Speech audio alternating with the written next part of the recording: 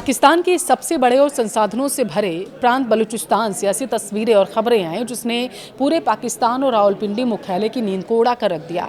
Baloch liberation army यानी BLA ने पाकिस्तान के खिलाफ आर पार की जंग का ऐलान कर दिया। हालात ये हैं कि बलूचिस्तान में प्रमुख हाईवे जाम कर दिए गए, आर्थिक नाकेबंदी की घोषणा कर दी गई और 200 से ज़्यादा उन गाड़ियों को आग लगे हवाले कर दिया गया, आग लगा दी गई जो बलूचिस्तान का खनिज संपदा लूट कर ले जा रहे थे। पाकिस्तानी सेना के काफिले पर घात लगाकर इतने भयानक हमले हुए हैं कि कई सैनिकों के मारे जाने की खबर है।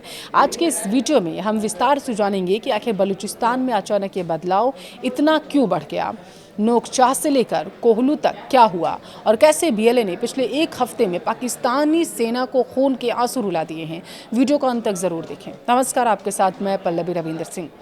शुरुआत करते हैं सबसे ताज़ा घटनाक्रम से। बलूचिस्तान पोस्ट की रिपोर्ट के मुताबिक बलूच विद्रोही ने पूरे प्रांत में एक आर्थिक नाकेबंदी का ऐलान कर दिया है। इसका सीधा मतलब ये है कि वो पाकिस्तान सरकार को बलूचिस्तान से एक भी रुपए का खनिज या संसाधन बाहर नहीं ले जाने देंगे। इस घोषणा के तुरंत बाद विद्रोहियों ने प्रांत के कई प्रमुख राजमार्गों पर कंट्रोल कर लिया। जिले के नोकचाह इलाके में एक बड़ा एक्शन देखने को मिला। यहाँ खनिजों के परिवहन में शामिल एक पूरे काफिले को विद्रोहियों ने रोक दिया।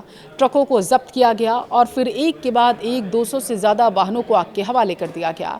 सोचिए, 200 गाड़ियां या पाकिस्तान की पहले से ही खस्ताहाल अर्थव्यवस्था पर एक बहुत बड़ा तमाचा है। बलूच लोगों का स्पष्ट संदेश है, हमारे संसाधनों की लूट अब और बर्दाश्त नहीं की जाएगी जो पहले से हो रहा था। गाड़ियों को जलाना तो सिर्फ शुरुआत थी, असल निशाना थी पाकिस्तानी सेना। एक अन्य बड़ी घटना N40 राजमार्ग पर हुई है, किली बट्टो इलाके के पास। यह इलाका नोशकी शहर की ओर जाता है। यहाँ से पाकिस्तानी सेना एक बहुत बड़ा काफिला गुजारती है अपना, तभी बलूच विद्रोही उस पर घात लगाकर हमला कर देते हैं। दोनों तरफ से गोलीबारी होती है। रिपोर्ट में दावा किया गया है कि इस हमले में कई पाकिस्तानी सैनिकों की जान गई। हालांकि पाकिस्तानी मीडिया और सरकार हमेशा की तरह इन आंकड़ों को छिपाने की कोशिश करते रहे, इसलिए सटीक संख्या अभी भी बाहर नहीं आ पाई। सिर्फ नोशकी ही नहीं बल्कि बलूचिस्तान के कोहलू जिले के हसरी इलाके में भी काउंटर टेररिज्म डिपार्टमेंट के जवानों पर भीषण हमले की सूचना है। ऐसा लग रहा है जैसे विद्रोहियों ने एक साथ कई मोर्चों पर पाकिस्तानी रक्षा बलों को घेरने की रणनीति बनाकर रखी हो। अगर आपको लग रहा है कि यह सिर्फ एक दिन का गुस्सा है तो ध्यान दीजिएगा, आप गलत हैं। पिछले कुछ हफ्तों से बीएलए ने अपने हमलों की तीव्रता को बढ़ा दिया है।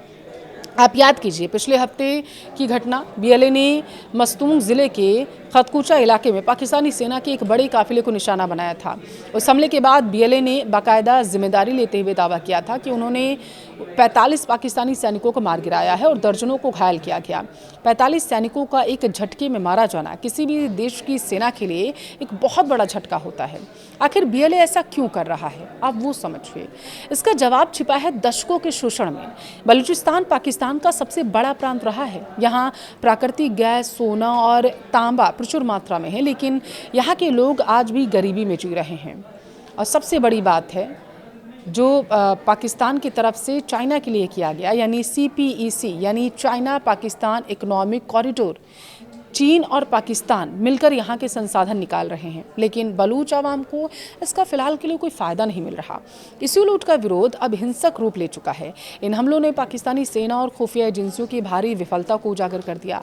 एक तरफ पाकिस्तान IMF से कर्ज मांग रहा है, दूर दूर तक वो भटक रहा है, सारे देशों के दरवाजे पर जा रहा है, तो वहीं दूसरी तरफ उसके अपने ही देश में उसका सबसे बड़ा राज्य उसके कंट्रोल से बाहर हो चुका है। हाईवे बंद हैं, 200 ट्रकों को जला दिया गया, सैनिक मारे जा रहे हैं। ये दिखाता है कि बलूच विद्रोहियों के पास अब बेहतर हथियार, खुफिया जानकारी और स्थानीय लोगों का पूरा समर्थन है, वरना ये सब मुमकिन ही नहीं हो सकता था। अगर यह आर्थिक नाकेबंदी ऐसी ही चलती रही तो पाकिस्तान का विदेशी व्यापार और खनिजों का एक्सपोर्ट पूरी तरीके से ठप हो जाएगा। देखिए, बलूचिस्तान में आग भड़क चुकी है और पाकिस्तानी सेना फिलहाल इसे बुझाने में पूरी तरीके से नाकाम है। बलूच लोगों के हक की यह लड़ाई आने वाले दिनों में और भी उग्र हो सकती है।